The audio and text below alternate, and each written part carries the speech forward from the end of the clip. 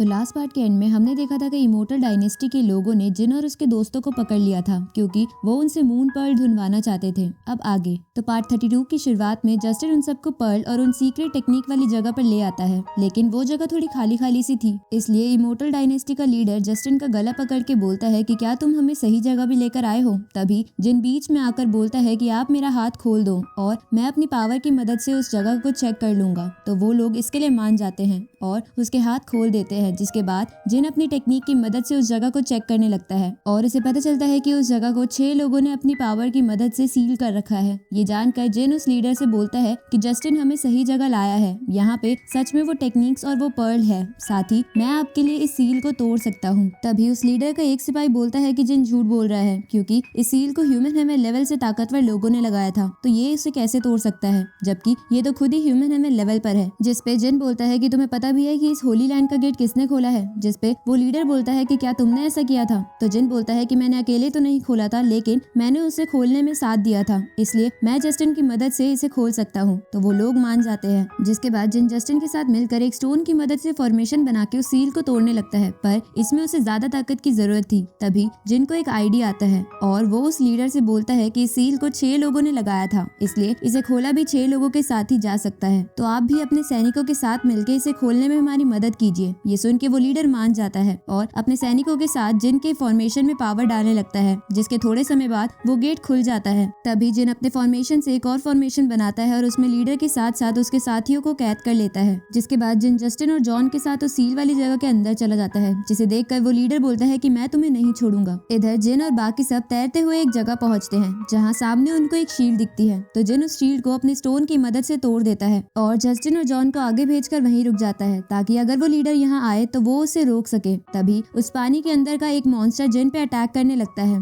तो जिन उसे अपने फायर अटैक की मदद से रोकने लगता है, लेकिन वो मॉन्स्टर ताकतवर था। साथ ही जिन भी सील तोड़ने की वजह से थक चुका था, इसलिए वो मॉन्स्टर जिन को बड़ी आसानी से पीछे फेंक देता है, जहाँ टक्कर लगने की वजह से जिन थोड़ा घायल भी हो जाता है। तभी मॉन्स्टर जिन पे अटैक करने आगे बढ़ता है, लेकिन जिन के खड़े होने की हिम्मत नहीं थी। उसी समय एक लड़की जिसके पास ड्रैगन की स्पिरिट थी, वो बीच में आकर उस मॉन्स्टर को वहाँ से भगा देती है और जिन की जान बचा लेती है। इधर हम जस्टिन और जॉन को देखते हैं जो उस पानी से निकलकर एक जगह बैठ जाते हैं और जिन के आने का वेट करने लगते हैं, लेकिन जिन वापस नहीं आ रहा था, जिसकी वजह से उन्हें ऐसा लग रहा था कि कहीं जिन पर किसी ने अटैक तो नहीं कर दिया। इसलिए जॉन जिन के पास वापस जाने लगता है, लेकिन तभी पानी से वही ड्रैगन निकलता है जिसपे वो लड़की बैठकर जिन को बचा लाई थी। जिसे देखकर जिन गलती से उसे निकी समझ लेता है और उसे बोलता है कि हम तो बड़े दिन बाद मिले, और ये कहते हुए वो उसे गले लगाने आगे बढ़ने लगता है। तो ये देखकर जिन के दोस्त उसे रोकने लगते हैं कि ये निकी नहीं है, पर जिन नहीं रुकता। तभी निकी की बहन जिन को जोर से चाटा मार देती है। तो जिन उसे बोलता है कि तुम ऐसा क्यों कर रही हो, क्या तुम्हारी याददाश्त चली गई है। तभी जस्टिन उसे रोककर निकी की बहन से जिन को वापस लाने के लिए थैंक यू बोलता है, जिसपे वो बोलती है कि तुमने अभी मेरी बहन को फायरफूल में बचाया था, इसलिए मैं यहाँ टीचर के कहने पर आ गई थी। उसी वक्त निकी भी वहाँ आ जाती है और जिन के पास जाने लगती है और बोलती है कि तुमने तो लास्ट बार मुझे गुड बाय भी नहीं बोला था, जिसकी वजह से मुझे लग रहा था कि तुम मुझसे गुस्सा तो नहीं हो, इसलिए मैं तुमसे मिलना चाहती थी